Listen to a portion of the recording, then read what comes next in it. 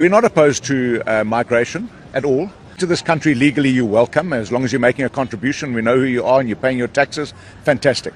So this has got nothing to do about xenophobia. What has happened here is that a group of Nigerian people have coronated a king in the Eastern Cape, and they've said that they're going to establish a homeland in the Eastern Cape. We're very clear as Action SA that we respect the kings that are existing in this province, and we know that we have a legacy of two homelands, the former Ciskei and Transkei. We are not going to entertain a foreigner coming into this country to establish another homeland.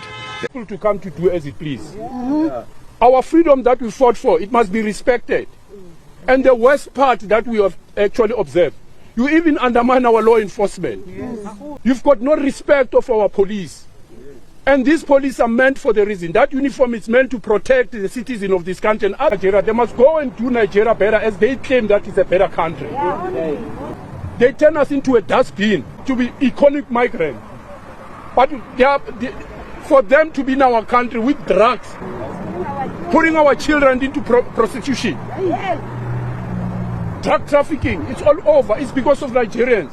That is the only thing that they trade in our country. Welcome to South Africa Simplified. First, we want to say a huge thank you to everyone who has been watching, liking, and engaging with our content. Because of you, we've already grown to over 300 subscribers, and we truly appreciate it. But here's something surprising, over 90% of the people watching our videos are not subscribed yet. If you've been enjoying our content, please take a second to hit that subscribe button. It really helps us grow and continue bringing you clear, simple breakdowns of important news in South Africa. Our goal is to reach 1,000 subscribers by the end of April, and we can get there with your support. Thank you, South Africa. Now let's get into the conversation for today. In our last episode, we talked about the big reset. The borders are closing and the laws are changing. But while the headlines talk about deportations, there is a quieter and more dangerous crisis happening inside our own cities. Thousands of people who have done everything right, people who have paid their fees, submitted their biometrics, and waited years for their permits, have suddenly become illegal. To understand this, you have to understand that March 31st cliff. For months, the Department of Home Affairs allowed people with pending visas to stay in the country. It was a common sense rule. If the government is slow at printing your visa, you shouldn't be punished. But on April 1st, that safety net was pulled away. Minister Leon Schreiber has promised a digital-first department, but the reality on the ground is still paper-first. There is currently a backlog of over 140,000 visas. Think about that number. That is more than the capacity of FNB Stadium. These are teachers, doctors, and small business owners. They are not hiding in the shadows. They are in the system, but the system is frozen. Because their physical papers haven't been signed, they can no longer renew their driver's licenses, they cannot access their bank accounts, and in some cases, they are being told by their employers that they can no longer be paid. It gets worse. Let's talk about the undesirable stamp. Under South African law, if you overstay your visa, you can be banned from the country for up to 5 years. Usually, that pending status protected people. But now, we are seeing reports of people trying to leave South Africa to visit family or attend a funeral, only to be stopped at the airport. Even if they show their proof of application, they are being declared undesirable on the spot. Imagine living in a country for 10 years, paying taxes, and contributing to the community. You go to say goodbye to a dying relative, and at the border, a stamp ends your life in South Africa. This is the paper trap. It is turning law-abiding residents into fugitives overnight. Honourable Speaker, last year I stood at this podium and outlined the key priorities that the Home Affairs ecosystem would deliver during 2025.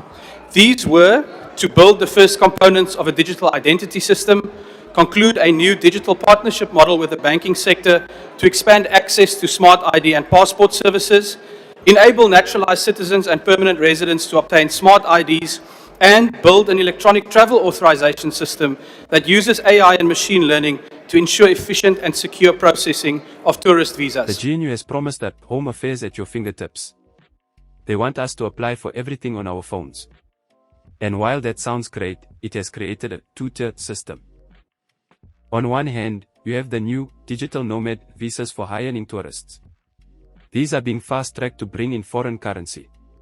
But on the other hand, you have the critical skills visas and the spousal permits, the ones that actually keep our economy and our families together, which are gathering dust in a basement in Pretoria. But let's be honest. The backlog isn't just a glitch. It is a choice.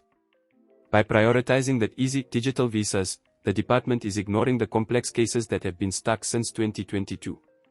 It's creating a South Africa where your legal status depends on how much money you bring in, not on whether you followed the rules. Why are you here in our country?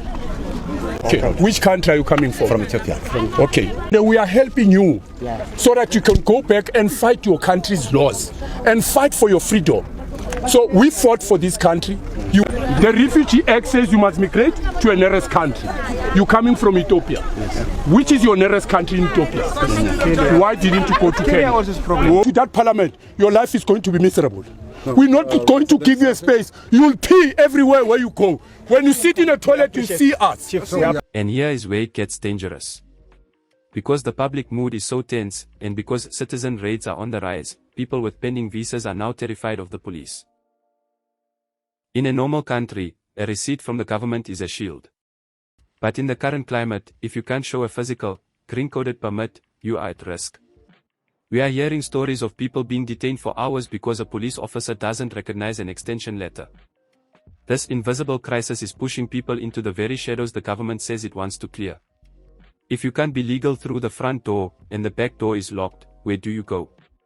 This inefficiency is actually fueling the illegal immigration problem it claims to be solving. The Home Affairs backlog isn't just an administrative problem. It is a human rights crisis. When a state takes your money for a service and then makes you a criminal because they failed to deliver that service, the social contract is broken. The GNU has a choice. They can keep blaming the old guard, or they can fix the printers, sign the papers, and give these people their lives back. What do you think? Should the March 31st concession be brought back until the backlog is cleared? Or is it time for everyone without a physical permit to leave? Let us know in the comments. And if you are stuck in the backlog, share your story below. It is time these invisible voices were heard. Don't forget to subscribe. In our next episode, we are going to the farms to see how this immigration reset is eating the price of your groceries. See you on the next one.